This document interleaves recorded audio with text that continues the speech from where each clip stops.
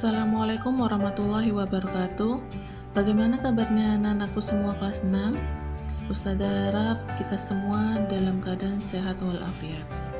Hari ini kita akan mempelajari tematik 6G mata pelajaran SPDP.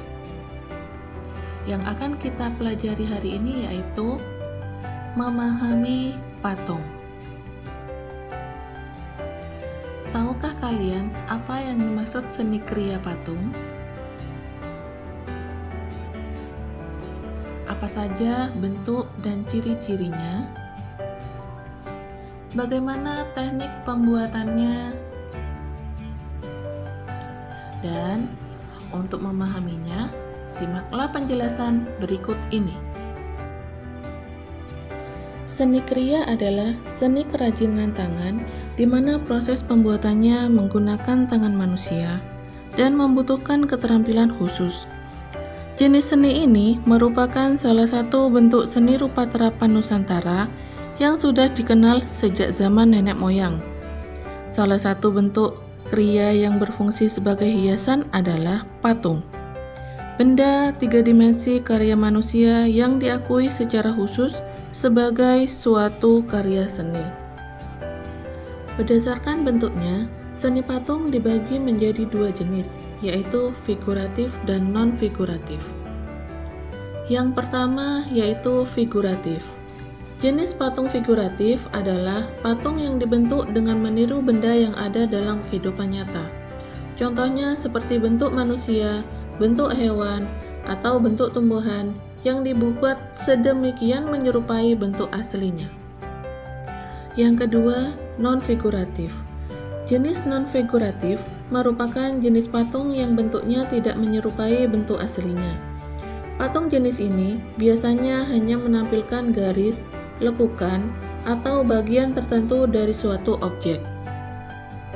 Berdasarkan jenisnya, seni patung terbagi menjadi dua kelompok, yaitu zone de Bosc dan relief.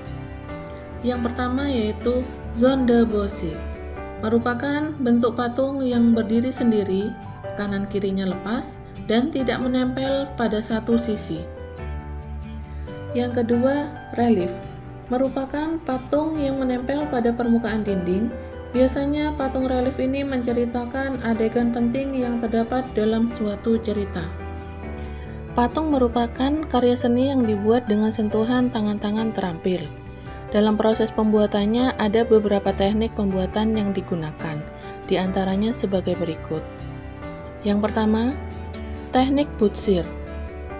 Butsir merupakan salah satu teknik pembuatan patung dengan cara mengurangi bahan lunak seperti tanah liat, gips, malam, dan bahan yang berstruktur lunak lainnya sehingga tercipta karya patung yang memiliki nilai estetika. Yang kedua, teknik modeling. Modeling merupakan teknik dalam membuat patung dengan cara membuat model terlebih dahulu dan setelah itu dibentuk patung sebenarnya. Yang ketiga, teknik mencetak atau cor. Teknik ini biasanya digunakan pada proses pembuatan patung dengan bahan dasar logam. Pembuatan diawali dengan memanaskan logam hingga mencair, kemudian dituangkan dalam cetakan patung yang telah dibentuk rupa patungnya. Yang keempat, teknik merakit. Teknik ini hampir mirip dengan permainan puzzle, yaitu dengan cara merakit bahan dasar patung, kemudian merangkainya. Yang kelima, teknik membentuk. Teknik ini merupakan teknik pembuatan patung dengan cara membentuk patung secara bertahap, sehingga tercipta patung yang diinginkan. Dalam teknik ini lebih membutuhkan ketelitian dari senimannya, tetapi kualitas patung yang diperoleh biasanya lebih bagus karena menggunakan perasaan dalam membentuknya. Yang keenam, teknik pahat. Teknik pahat biasanya dilakukan pada proses pembuatan patung dengan bahan dasar keras seperti kayu, tulang, batu granit, dan bahan dasar yang berstruktur keras lainnya dengan cara mengurangi bagian-bagian tertentu pada bahan dasar hingga membentuk patung yang diinginkan. Seni patung memiliki ciri-ciri sebagai berikut. Yang pertama, ciri-ciri corak loria. Dapat mewujudkan bentuk yang bermacam-macam, sikap duduk dan berdiri mengesankan gerakan, mewujudkan bentuk perempuan sebagai lambang dewi, wajah tersenyum ramah, dan bentuk lebih harmonis. Yang kedua, ciri-ciri corak Doria, mewujudkan bentuk laki-laki sebagai lambang dewa, mengesankan kaki kiri ke depan, mengesankan sikap orang berjalan dengan kaki kiri melangkah ke depan, wajah ulat dengan senyum angkuh dan bibir sedikit terbuka. Bahan pembuat patung dapat diklasifikasikan dalam 5 macam. Yang pertama, patung batu. Batu merupakan salah satu bahan utama yang dibuat patung semenjak dahulu. Orang zaman dahulu membuat patung sederhana dari batu dengan cara membentuknya. Karena hasilnya permanen, patung batu menjadi fosil-fosil yang ditemukan oleh manusia kini. Batu yang bagus digunakan untuk membuat patung. Patung batu banyak ditemukan di Eropa, Mesir, Yunani, dan India. Yang kedua, patung kayu. Patung yang dibuat dari kayu memang terlihat lebih indah dan memiliki nilai seni. Namun, dibandingkan material lain, kayu merupakan material yang mudah lapuk, mudah dirusak serangga, dan mudah terbakar. Patung kayu cukup populer di berbagai kebudayaan, terutama untuk dibuat tiang totem. Yang ketiga, patung besi. Material-material berupa perunggu, logam, dan besi lainnya cukup populer dibuat patung.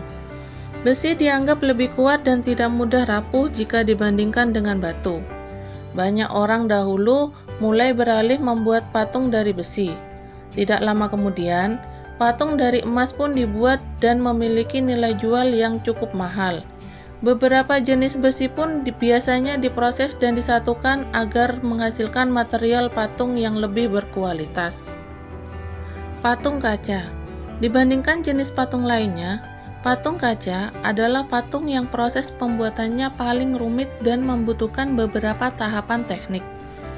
Kaca memang bisa diukir dengan tingkat kesulitan yang cukup tinggi, akan tetapi hasilnya terlihat sangat indah dan menarik, sepadan dengan usahanya. Patung tanah liat atau tembikar. Tembikar merupakan salah satu material pembuat patung yang cukup tua. Begitu juga dengan tanah liat. Keduanya mudah dibentuk dan lentur sehingga banyak digunakan untuk pembuatan patung. Untuk memantapkan materi yang sudah Ustazah berikan, Ustazah ingin kalian kerjakan buku paket tema 6G halaman 110 terampil menganalisis. Kalian kerjakan di Bukulat dan dikumpulkan ke wali kelas masing-masing. Selamat mengerjakan, selamat belajar. Ustazah akhiri, wassalamualaikum warahmatullahi wabarakatuh.